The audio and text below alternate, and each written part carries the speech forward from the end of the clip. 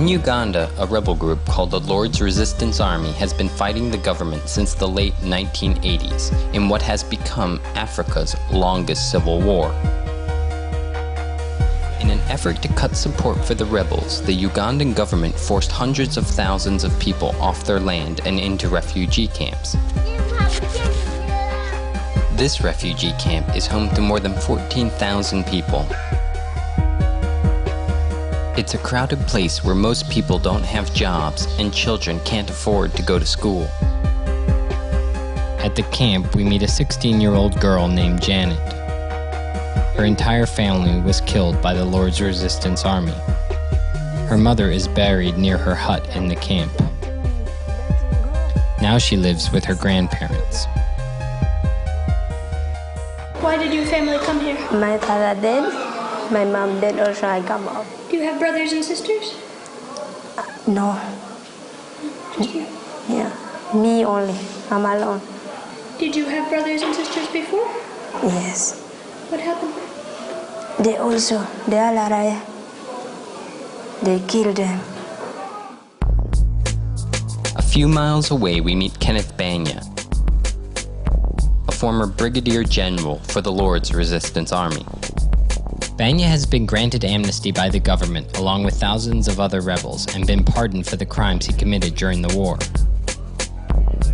He now lives in an apartment provided for him by the government.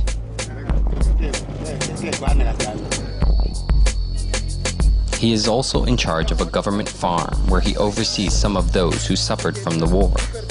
It's hard to reconcile the fact that this grandfatherly figure was the same person accused of ordering attacks on civilians and abducting thousands of children and taking young girls for wives as a top commander for the Lord's Resistance Army.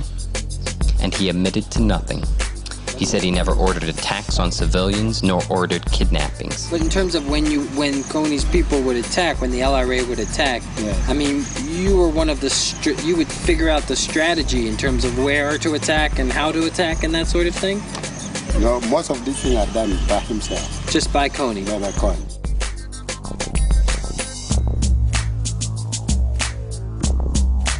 If you could go live your last 18 years over again, yeah. Is there anything you would do differently? I just wonder if you have any regrets. I regret a lot being in the bush because I've wasted a lot of time. I would have done better things than that before. But I had no time to do that one because of being in the bush. He repeated several times that the war would not completely end in Uganda until all of the top rebel commanders are forgiven. We left our interview feeling as if he hadn't been completely truthful with us. No matter how nice he seemed, shouldn't he still be held accountable for his crimes?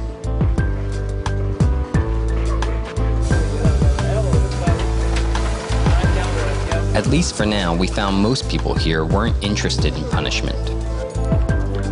They'd seen enough suffering, and they said they just wanted the war to end.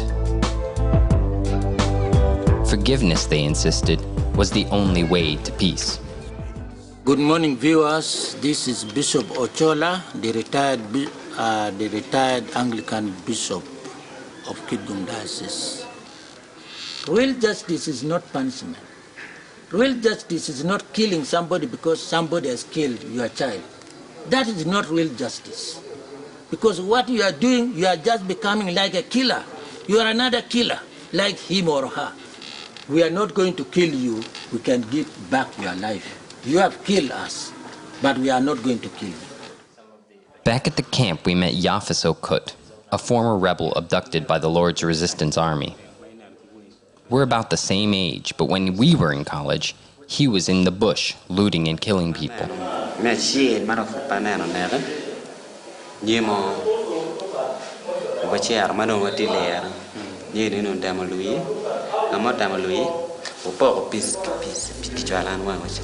He says he wants to go back to his land and work as a farmer. He has recently married and has a child.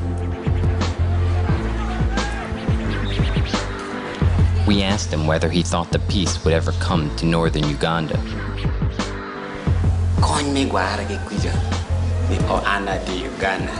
That kita antama ke kita nana ke mabir ke kuya kimi na maket. Ano jabiru loy.